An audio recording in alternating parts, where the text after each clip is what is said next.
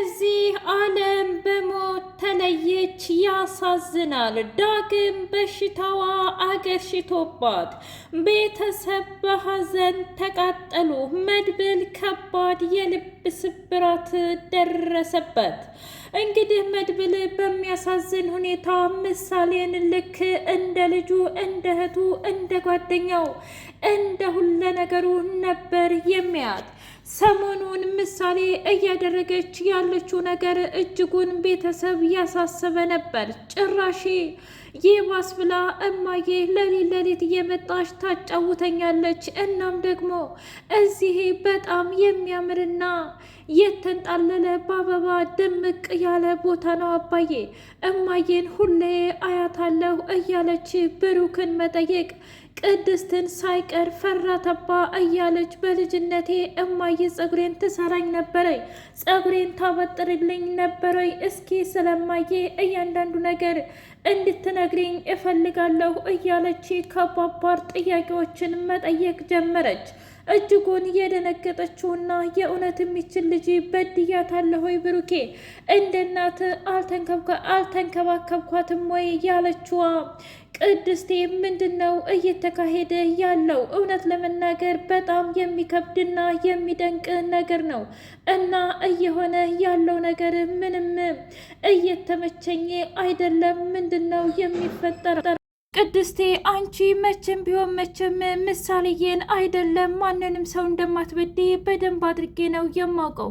ግን ደግሞ ምሳሌ እኮ ያው ሕፃን ስለሆነች ምናልባትም የልጅነቷ ቀርጾባት ይሆናል ብሎ ብሩኬ ላረጋጋት ቢሞክርም እንኳ ለነገሩ ከኔ በላይ ያቺ አለም ናት እያቃጠለች ያለችው ብላ በንዴት ሂዳ አለም ምንድን ነው ያልሻት ምሳሌም ብላ አለቻት። በባለፈው ከተናገርኳት ወዲህ አንድ ቀንም ተናግሬያት አላቅም ቅድስት ምን እያልሽ ነው ብላ ስትል ይሄው ጧት ማታ የምታስታውሰው እናቷን ብቻ ነው። እናቷ የሚያስታውሳትን እያንዳንዱ ነገር በሙሉ ትጠይቃለች። ታዲያ ይሄ የእውነት የሌላ ነው ብለሽ ታስቢያለሽ ወይ ብላ ስትላት ድሮም እኮ የባል ልጅ የባብሊ ነው ብዬ ነግሬሽ ነበረ። አየሽ መቼም ቢሆን መቼም እናቷን እንደማትረሳትና አንቺ ደግሞ መቼም ቢሆን የእናቷን ቦታ እንደማታኪላት ደጋግሜ ነግሬሽ ነበር ብላ ስትላት ቅድስቴ ጀግናይቱ በጥፊ ላሰቻትና በቃሽ፣ አንቺ የራስሽን ህይወት መመስረትና ትዳር ይዞ መከበር ሲገባሽ እዚህ መተሽ ግን እኔንና ልጅን ትረብሽናለሽ። ከዚህ በኋላ ምንም ቢሆን ምንም አልፈልግሽም በቃኝ ብላ ተናግራ ተናዳ እያለቀሰች ቅድስቴ ወደ ሳሎን ስትሄድ ምንድን ነው የተፈጠረው ነገር ብላ አለቻት ዳጣ። ምን አውቃለሁኝ ይቻለም የምትባል ልትገለኝ እኮ ነው አቃጥላ ብላ ስትል እንዴ ቅድስቴ አሁን ምን እያልሻት ነው? በዛ ላይ ደግሞ እሷ እኮ ምንም ነገር እንደማታውቅ ታውቂያለሽ። ሁሉንም ነገር መናገር ነው የመጣ የሄደውን እና የእውነት ብቻ በእሷ ተናደሽ ባልሆነ ብላ ስትል ከዚህ በላይ ታዲያ ምን ይፈጠር?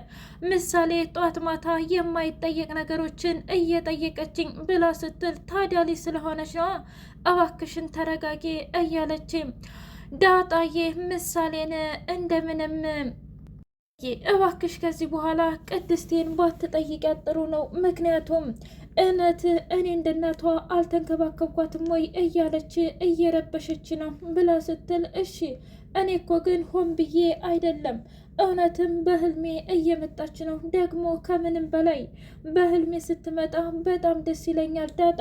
እናም ለዛ ነው የጠየቅኩት። ከዚህ በኋላ ግን መቼም ቢሆን መቼም አርፌ እቀመጣለሁኝ፣ ምንም ነገር አላደርግም ብላ አለች። ጎሽ አዎ ምንም ነገር መናገር የለብሽም እሰይ የኔ ውድ እህት እያለች ስትል እንዴ እኔ ደግሞ ከመቼ ወዲህ ነው ያንቺት የሆንኩት? እና ታዲያ የማን እህት ነሽ እያለች ስትል ዳጣዬ ታውቂያለሽ በዙሪያዬ በጣም የምወዳቸው በጣም ብዙ እህቶች አሉኝ ካንቺ ጀምሮ፣ ግን ደግሞ ምን ዋጋ አለው የኔ ቤተሰብ በሙሉ ተበጥብጦብኛል። ያንቺ ደግሞ ሰላም ውድና የተከበራችሁ የህያ ቤቴ ቤተሰቦች እንዲናችሁልኝ ሁሉ ሰላም ሁሉ መልካም። እኔ እግዚአብሔር ይመስገን ሰላም ነኝ፣ ደህና ነኝ። ለዚህ ቻናል አዲስ የሆናችሁ ሰብስክራይብ እያደረጋችሁ ቤተሰብ ይሁኑ። ነበር ቤተሰቦቼ ስለምትከታተሉኝ እጅጉን አድርጌ አመሰግናለሁ። እጅግ አስተማሪውና አጓጊው ምሳሌ ድራማ እንደቀጠለ ይገኛል።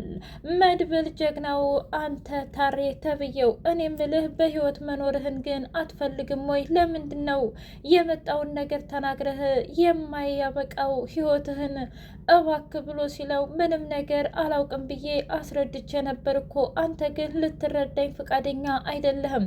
ትሰማኛለህ? አሁን ካሊ ሙሲሳ የት እንደሚሄድ መናገር አለብህ።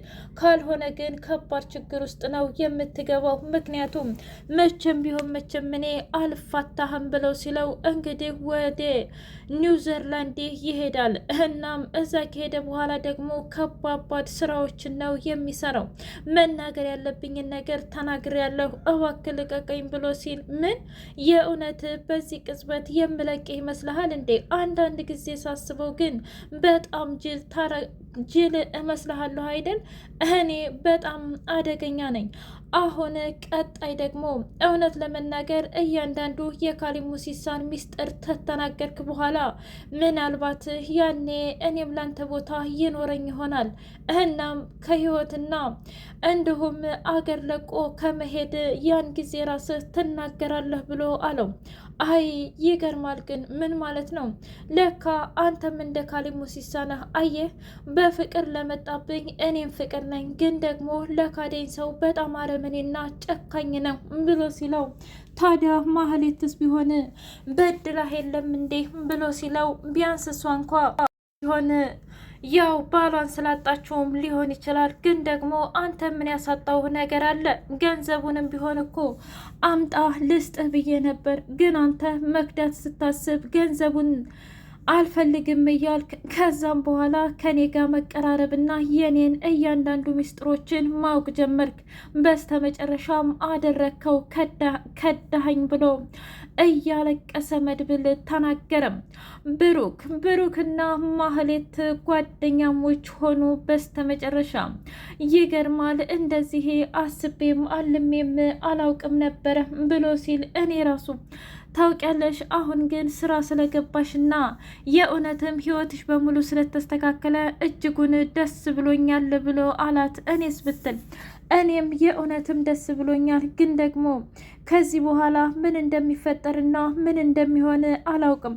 ግን ታውቃለህ፣ ከዛ ክፉነትና አረመኔነት ወጥቼ ዛሬ ላንተና ለቅድስቴ ያውም ቅድስቴ የሚያስደስታትን ነገር መግዛቴ በጣም የሚገርም ነው። አሁን ግን አንድ ነገር እንድታደርግልኝ ፈልጋለሁ።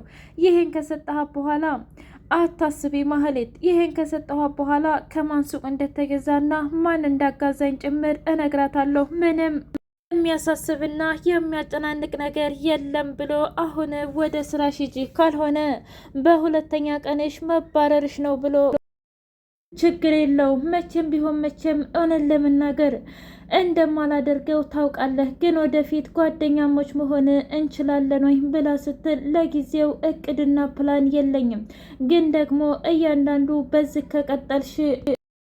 ከቀጠልሽ የምንሆን ይመስለኛል። እንደውም የሰርጌ ለታ የመጀመሪያ ሚዜ የማደርግሽ አንቺን ነው ማህሌት ብሎ አላት። ማህሌትም እሺ አሁን መሄድ አለብኝ ብላ ስትሄድ ብቻዋን ለካ መልካምነትና ቅንነት እጅጉን ደስ የሚል ነገር ነው።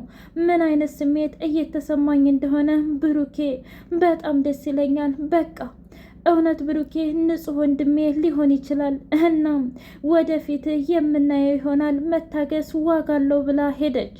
ዳጣና ቅድስቴ እያወሩ ባሉበት ሰዓት እንደ አጋጣሚ አለም መጣች። ቆይ እናንተ ምንድን ነው የምትዶልቱት ብላ ስትል አንቺ ደግሞ ሁሌ እንደ ከፋሽ ነው፣ ምን ተፈጠረ?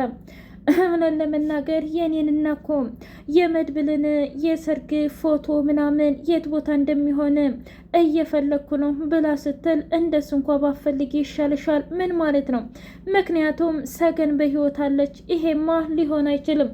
የእውነት ከየት አመጣሽው ወሬውን ብላ ስትላት እንዴ አሉ እኮ ነው። ዙሮ ግን በጣም ብዙ ነገሮች ስለተፈጠረ መድብል አንቺን የሚያገባሽ አይመስለኝም፣ እልቅስ ከህይወቱ ብትወጪ ጥሩ ነው ብላ ቅድስትና ዳጣ አስረግጠው ሲናገሩ በንዴት ማህሌት ጋር ደወለችና መገናኘት አለብን ብላ አለቻት።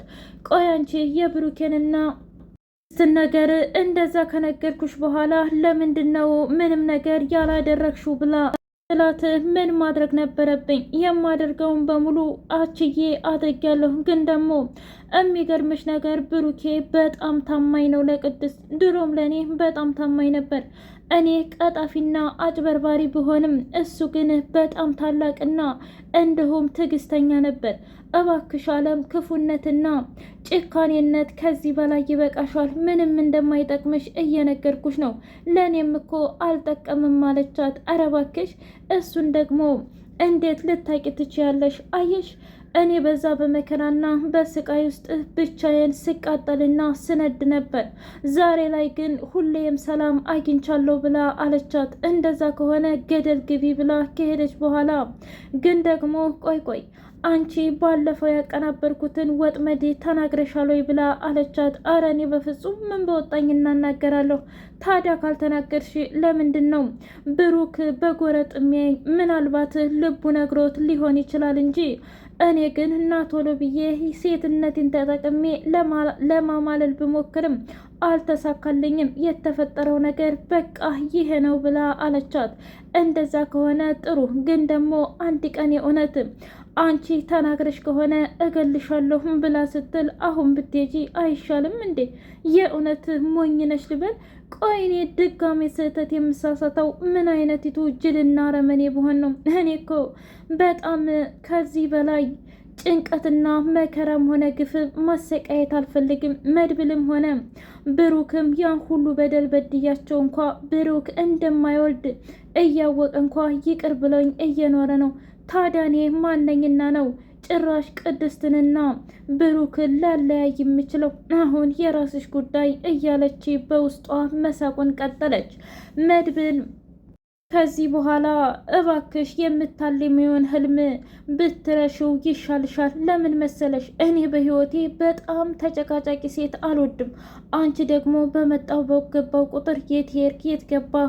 በዛ ላይ ደግሞ ተንኮሎችሽና ምቀኝነትሽ የእውነት በጣም የሚያስጠላ ነው። እናም እሱ ነገርሽ በጣም ስለሚያስጠላኝ አልፈልግሽም ብሎ አላት። ምን ማለት ነው? አዎ ቆያች ሙት በህይወት ስላለኝ ነው። ትሰሚኛለሽ? እሷን ብትረሻት ነው የሚሻልሽ። ምክንያቱም እሷ ባንቺ አፍ የምትጠራ አይነት አይደለችም ብሎ አስረግጦ ነገራት።